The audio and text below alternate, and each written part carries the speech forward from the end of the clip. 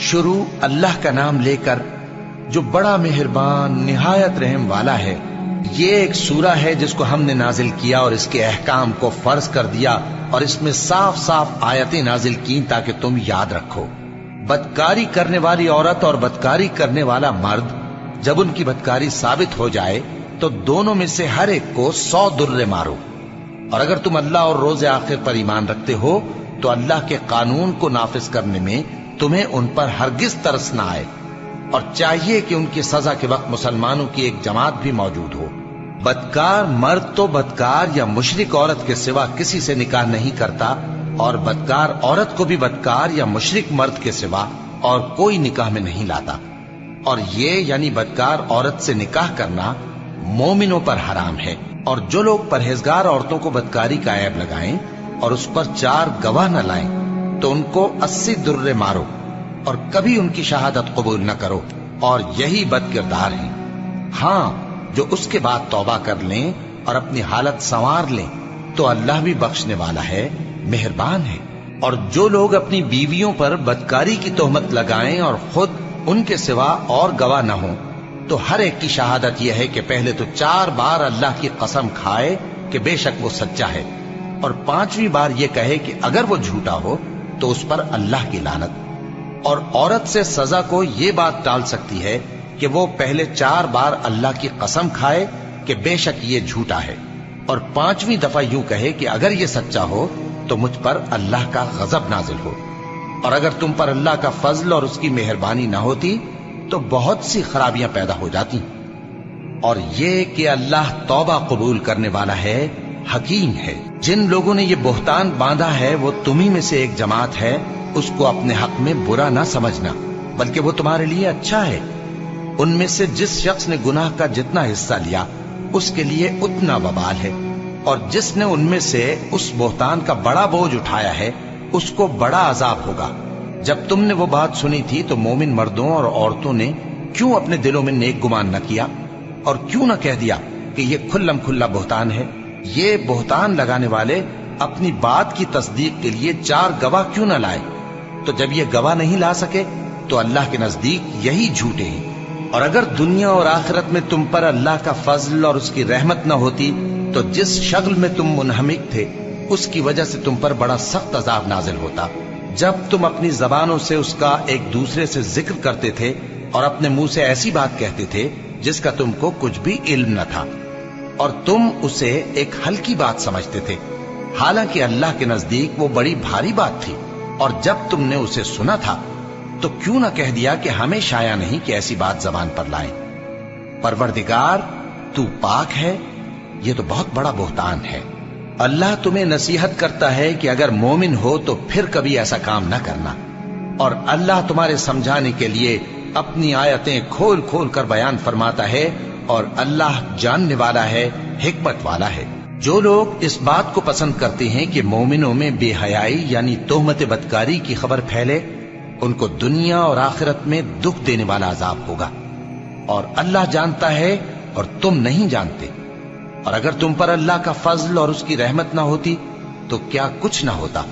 مگر وہ کریم ہے، اور یہ کہ اللہ نہایت مہربان ہے، رحیم ہے۔ مومنوں، شیطان کے قدموں پر نہ چلنا، اور جو شخص شیطان کے قدموں پر چلے گا تو شیطان تو بے حیائی کی باتیں اور برے کام ہی بتائے گا۔ اور اگر تم پر اللہ کا فضل اور اس کی مہربانی نہ ہوتی تو ایک شخص بھی تم میں پاک نہ ہو سکتا، مگر اللہ جس کو چاہتا ہے پاک کر دیتا ہے، اور اللہ سننے والا ہے، جاننے والا ہے۔ اور جو لوگ تم میں صاحب فضل اور صاحب مال ہیں وہ اس بات کی قسم نہ کھائیں کہ رشتہ داروں اور محتاجوں اور وطن چھوڑ جانے والوں کو کچھ نہیں دیں گے، اور ان کو چاہیے کہ معاف کر دیں اور درگزر کریں۔ کیا تم پسند نہیں کرتے کہ اللہ تم کو بخش دے؟ اور اللہ تو بخشنے والا ہے، مہربان ہے۔ جو لوگ پرہیزگار اور برے کاموں سے بے خبر اور ایماندار عورتوں پر بدکاری کی تہمت لگاتے ہیں ان پر دنیا اور آخرت دونوں میں لعنت ہے، اور ان کو سخت عذاب ہوگا، یعنی قیامت کے روز جس دن ان کی زبانیں اور ہاتھ اور پاؤں سب ان کے کاموں کی گواہی دیں گے۔ اس دن اللہ ان کو ان کے اعمال کا پورا پورا اور ٹھیک ٹھیک بدلہ دے گا،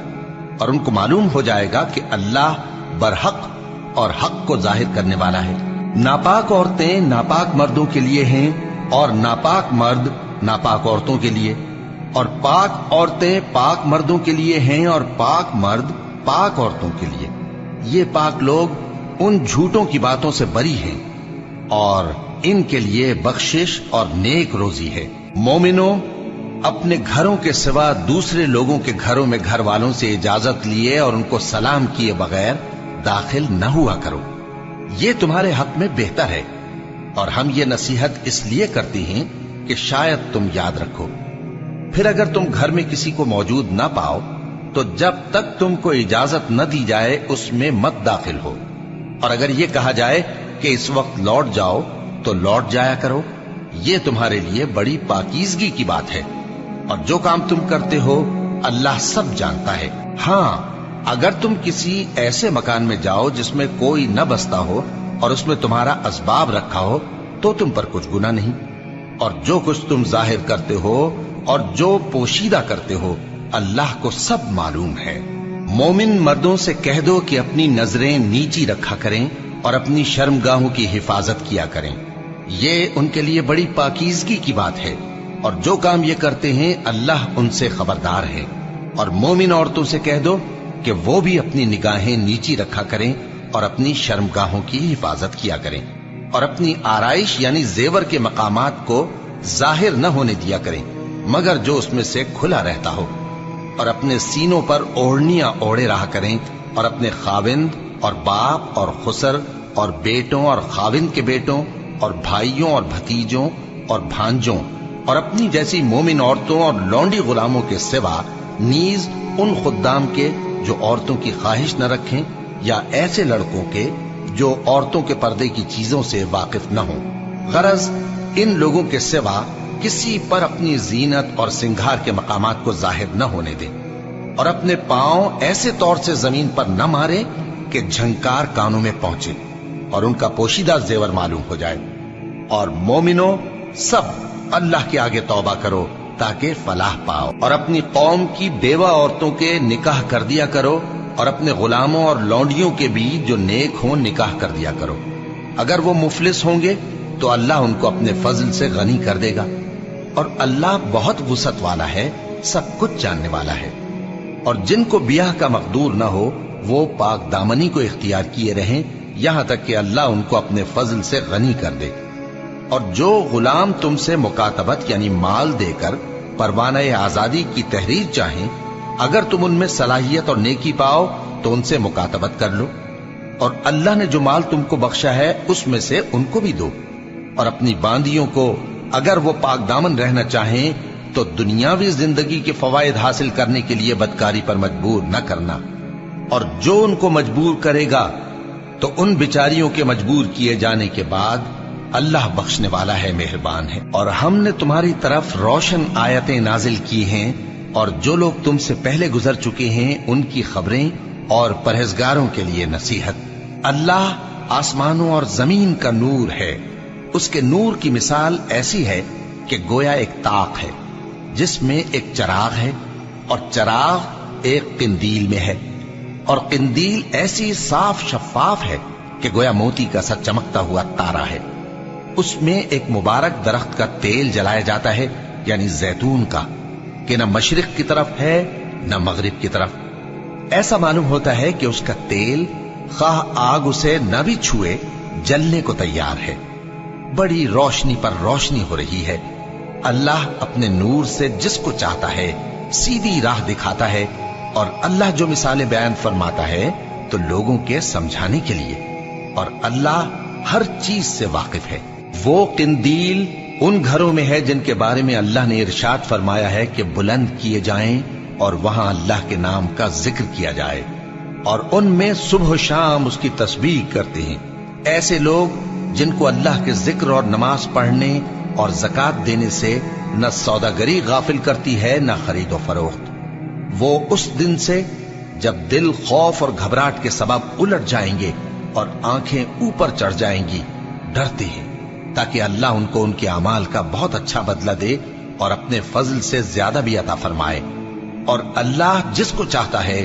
بے حساب رزق دیتا ہے۔ اور جن لوگوں نے کفر کیا ان کے اعمال کی مثال ایسی ہے جیسے میدان میں ریت کہ پیاسا اسے پانی سمجھے، یہاں تک کہ جب اس کے پاس آئے تو اسے کچھ بھی نہ پائے اور اللہ ہی کو اپنے پاس دیکھے تو وہ اسے اس کا حساب پورا پورا چکا دے، اور اللہ جلد حساب کرنے والا ہے۔ یا ان کے اعمال کی مثال ایسی ہے جیسے گہرے سمندر میں اندھیرے جس پر لہر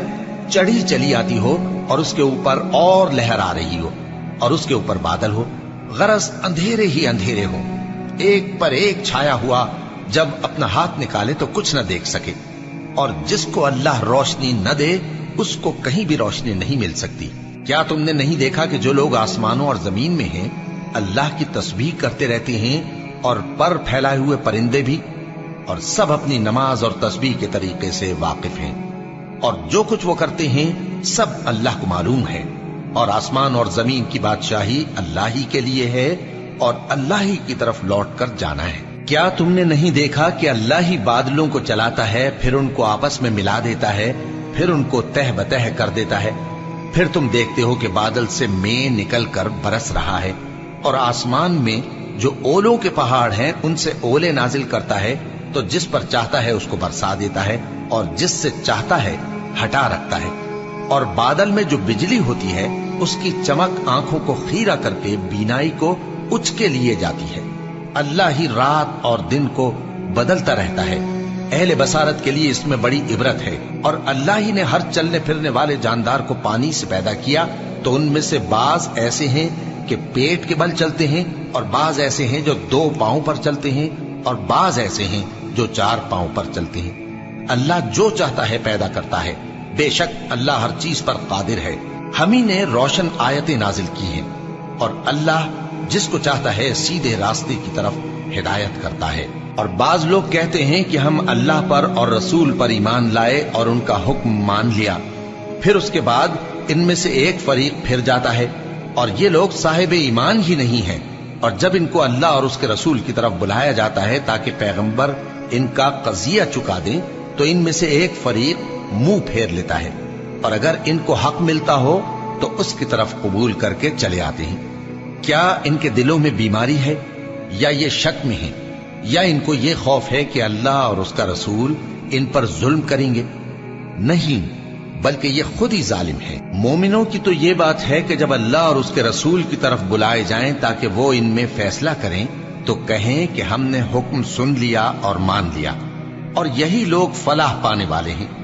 اور جو شخص اللہ اور اس کے رسول کی فرما برداری کرے گا اور اس سے ڈرے گا اور اس کا تقوی اختیار کرے گا تو ایسے ہی لوگ مراد کو پہنچنے والے ہیں۔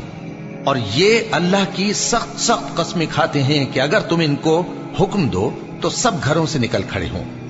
کہہ دو کہ قسمیں مت کھاؤ، پسندیدہ فرما برداری درکار ہے، بے شک اللہ تمہارے سب اعمال سے خبردار ہے۔ کہہ دو کہ اللہ کی فرما برداری کرو اور رسول کے حکم پر چلو، اگر منہ موڑو گے تو رسول پر اس چیز کا ادا کرنا ہے جو ان کے ذمے ہے، اور تم پر اس چیز کا ادا کرنا ہے جو تمہارے ذمے ہے۔ اور اگر تم ان کے فرمان پر چلو گے تو سیدھا رستہ پالو گے، اور رسول کے ذمے تو صاف صاف پہنچا دینا ہے۔ جو لوگ تم میں سے ایمان لائے اور نیک کام کرتے رہے ان سے اللہ کا وعدہ ہے کہ ان کو ملک کا حاکم بنا دے گا، جیسا ان سے پہلے لوگوں کو حاکم بنایا تھا، اور ان کے دین کو جسے اس نے ان کے لیے پسند کیا ہے مستحکم و پائیدار کرے گا، اور خوف کے بعد ان کو امن بخشے گا۔ وہ میری عبادت کریں گے اور میرے ساتھ کسی چیز کو شریک نہ بنائیں گے، اور جو اس کے بعد کفر کرے تو ایسے ہی لوگ بد کردار ہیں۔ اور نماز پڑھتے رہو اور زکوٰۃ دیتے رہو اور پیغمبر کے فرمان پر چلتے رہو تاکہ تم پر رحمت کی جائے، اور ایسا خیال نہ کرنا کہ کافر لوگ ہم کو زمین میں مغلوب کر دیں گے، ان کا ٹھکانہ دوزخ ہے اور وہ بہت برا ٹھکانہ ہے۔ مومنوں، تمہارے باندی غلام اور جو بچے تم میں سے بلوغ کو نہیں پہنچے 3 دفعہ یعنی 3 اوقات میں تم سے اجازت لیا کریں، ایک تو نماز فجر سے پہلے، اور دوسرے گرمی کی دوپہر کو جب تم کپڑے اتار دیتے ہو، اور تیسرے عشاء کی نماز کے بعد۔ یہ 3 وقت تمہارے پردے کے ہیں، ان کے آگے پیچھے یعنی دوسرے وقتوں میں نہ تم پر کچھ گناہ ہے اور نہ ان پر کہ کام کاج کے لیے ایک دوسرے کے پاس آتے رہتے ہو۔ اس طرح اللہ اپنی آیتیں खोल खोल कर बयान फरमाता है, और अल्लाह बड़ा इल्म वाला है, बड़ा हिकमत वाला है। और जब तुम्हारे लड़के बालिग हो जाएं तो उनको भी उसी तरह इजाजत लेनी चाहिए जिस तरह उनसे अगले यानी बड़े आदमी इजाजत हासिल करते रहे हैं। इस तरह अल्लाह तुमसे अपनी आयतें खोल खोल कर बयान फरमाता है, और अल्लाह जानने वाला है, हिकमत वाला है। और बड़ी उम्र की औरतें जिनको निकाह की तवक्को नहीं रही और वो जायद कपड़े उतारकर सर नंगा कर लिया करें तो उन पर कुछ गुनाह नहीं, बशर्ते कि अपनी जीनत की चीजें न जाहिर करें, और अगर इससे भी बचें तो ये उनके हक में बेहतर है। और अल्लाह सुनता है, जानता है। न तो अंधे पर कुछ गुनाह है, और न लंगड़े पर, और न बीमार पर, और न खुद तुम पर कि अपने घरों से खाना खाओ, या अपने बाप दादा के घरों से, या अपनी माओं के घरों से, या भाइयों के घरों से, या अपनी बहनों के घरों से, या अपने चचाओं के घरों से, या अपनी फूफियों के घरों से, या अपने मामुओं के घरों से, या अपनी खालाओं के घरों से, या उस घर से जिसकी कुंजियां तुम्हारे हाथ में हो, या अपने दोस्तों के घरों से। और इसका भी तुम पर कुछ गुनाह नहीं कि सब मिलकर खाना खाओ या जुदा जुदा। फिर जब घरों में जाया करो तो अपने घर वालों को सलाम किया करो। ये अल्लाह की तरफ से मुबारक और पाकीज़ा तोहफा है। इस तरह अल्लाह अपनी आयतें खोल खोल कर बयान फरमाता है ताकि तुम समझो। मोमिन तो वो हैं जो अल्लाह पर और उसके रसूल पर ईमान लाए, और जब कभी ऐसे काम के लिए जो जमा होकर करने का हो पैगंबर के पास जमा हो तो उनसे इजाजत लिए बगैर चले नहीं जाते। ए पैगंबर, जो लोग तुमसे इजाजत हासिल करते हैं वही अल्लाह पर और उसके रसूल पर ईमान रखते हैं। सो जब ये लोग तुमसे किसी काम के लिए इजाजत मांगा करें तो इनमें से जिसे चाहा करो इजाजत दे दिया करो, और इनके लिए अल्लाह से बख्शिश मांगा करो। कुछ शक नहीं कि अल्लाह बख्शने वाला है, मेहरबान है। मोमिनो,